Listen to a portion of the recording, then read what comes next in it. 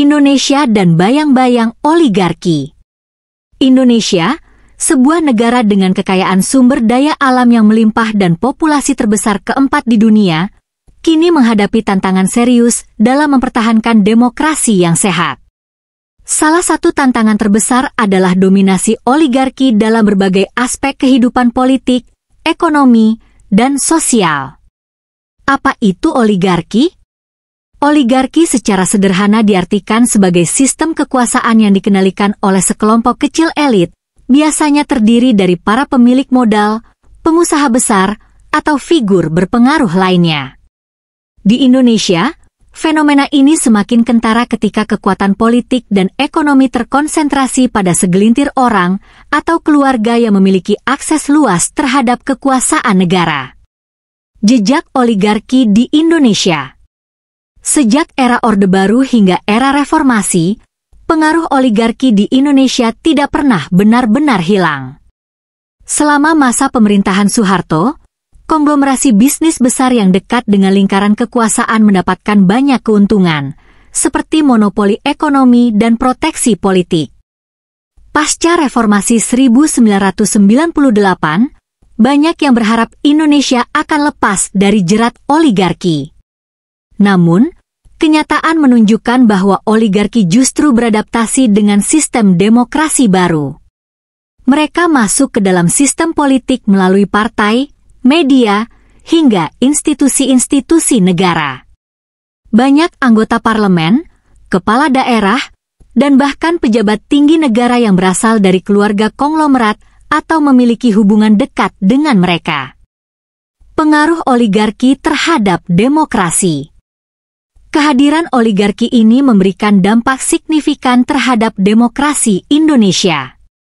Beberapa di antaranya: ketimpangan ekonomi.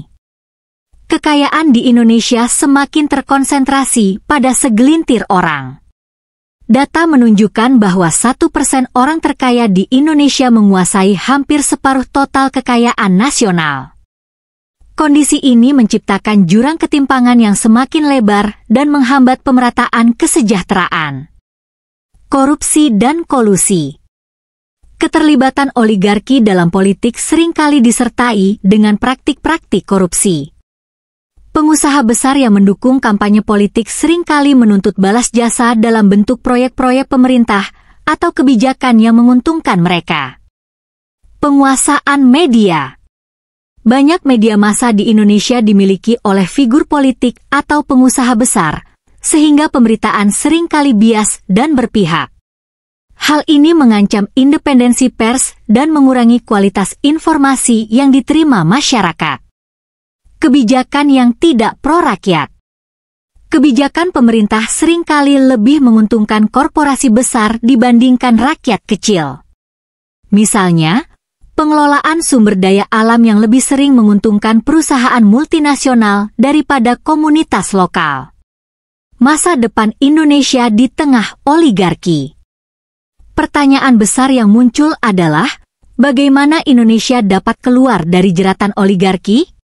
Beberapa langkah penting yang perlu dilakukan meliputi: penguatan regulasi anti korupsi. Memastikan hukum ditegakkan tanpa pandang bulu untuk memutus hubungan antara pengusaha dan pejabat publik. Reformasi sistem pemilu. Mengurangi biaya politik yang tinggi agar politik tidak hanya dapat diakses oleh orang kaya.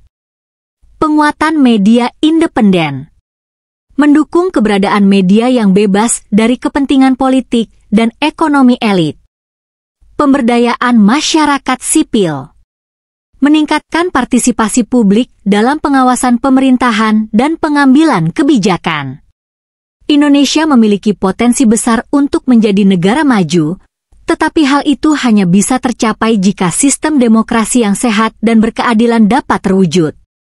Untuk itu, masyarakat harus lebih kritis dan berani dalam melawan praktik-praktik oligarki yang merugikan bangsa.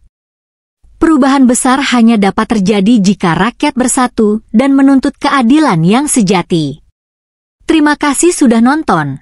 Semoga bermanfaat dan rakyat sadar bahwa pengkhianat bangsa ini pasti ada orang dalam negara ini sendiri. update terus berita terbaru di Buat Makan TV. Sampai jumpa.